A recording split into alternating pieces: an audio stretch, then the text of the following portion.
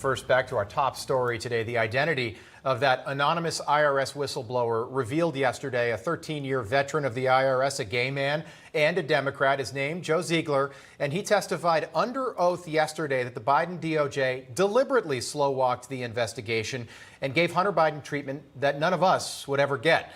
Joining us now for more is Chairman of the House Oversight Committee, Kentucky Congressman James Comer. Congressman, good morning. Good to see you. Good morning. Been a busy couple of days for you, sir. Yesterday, though, it did seem like a turning point in all of this. Given what we now know, what we learned yesterday, could you see the House moving forward with impeaching Merrick Garland? I think yesterday was a big step forward. This was something that McCarthy has gone on TV and said he needed evidence where Merrick Garland stepped in and obstructed the investigation of corruption for the Biden family. And I think we heard that yesterday from both credible IRS whistleblowers. The Democrats, they argued, they screamed, they tried to blame Trump, but they never questioned the integrity of the two witnesses, nor did they try to say anything that the witnesses said was not true. So you think McCarthy's got what he needs now, after yesterday, to move forward with impeachment, which would be historic, by the way. We haven't seen something like that since the 1870s. Yeah, and that'll go through the Judiciary Committee. That'll go through Jim Jordan's committee. But I think it's very clear that the plea bargain deal that Hunter Biden got was a joke. Yeah. It didn't just miraculously happen. All along the way, over the course of 5 years, the Department of Justice has stepped in and obstructed that investigation.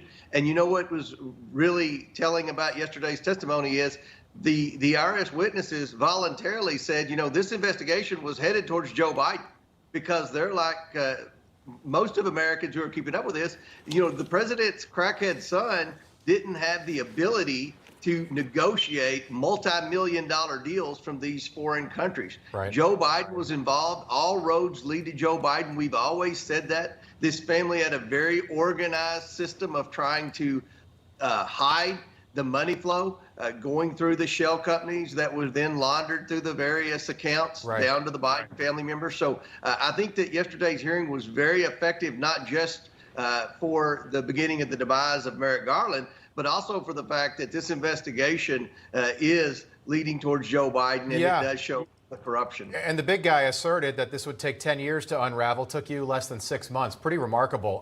Next Wednesday, though, and this is a big deal, Hunter's still scheduled to plead to those 2 misdemeanors and that felony gun charge. Do you think that proceeding will still move forward, or could we see a delay? It's up to the judge, but should we see a delay? Of course we should see a delay. I think yesterday's hearing was proof of that, but sadly, I don't have any confidence in our justice system right now. I think that there are so many people compromised that have anything to do with trying to provide any type of justice or accountability for the Biden crimes. But, you know, at the end of the day, I think Americans are tuning in. I think Americans are keeping up with this investigation. Yeah. Americans know it's not normal behavior for the president of the United States' grandchildren to get wires from Romanian foreign nationals. Wait, that's not normal? I'm sorry? That's not normal, sir? That's not normal. Yeah, not okay. Normal. I want to give you a chance to respond to this. Your colleague, Democrat Ranking Member Jamie Raskin, said that your investigations have run dry, that this is a, quote, exercise in futility and embarrassment and an Inspector Clouseau-style quest. You couldn't respond to that yesterday. How do you respond to that now? Jamie Raskin has to feel like a fool. I mean, let's look at Jamie Raskin. He's the guy that led the impeachment of Donald Trump for simply asking the president of Ukraine if he knew about any type of corruption with the Biden family. Yesterday, Jamie Raskin had to sit there and listen to 2 IRS employees talk about the millions of dollars that the Biden family received from the corrupt Ukrainian energy company that Joe Biden bragged on TV. He fired the prosecutor who was investigating that corrupt energy company for corruption. Now, look, this family received over $5 million that we found thus far from that energy company simply for the president's crack-addicted son to serve as a board member.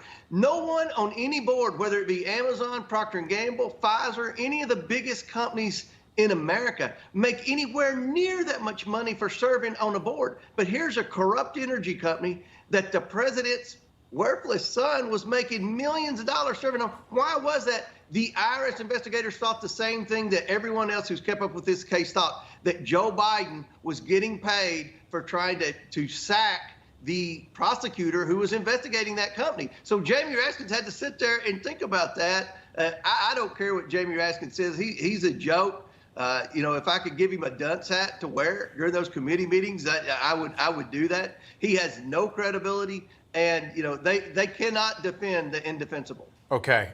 Gary Shapley yesterday also said, and this was, again, he's under oath, he said that warrants and interviews were slow-walked until directly after the November election, which is fascinating in and of itself. But I want to give you a chance to respond to this accusation by Congresswoman Cortez, AOC. She said that Donald Trump is pressuring you to move forward with this investigation. She called it an influence campaign. How do you respond to that?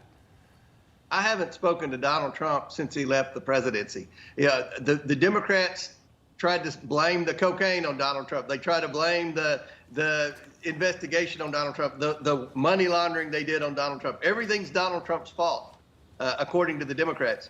And one of the things they continue to say is that Comer's ultra MAGA and he's communicating with Donald Trump. I've never communicated with Donald Trump about this investigation, ever. Okay. But I will tell you who's communicating. The Democrats are communicating with the Biden legal team, with Abby Lowell. The Democrats on the Oversight Committee are serving as the Biden criminal defense attorneys in my investigation. Okay. Mr. Chairman, we'll leave it there. We appreciate you being with us this morning. Kentucky Congressman James Comer, thank you. Thank you. All right.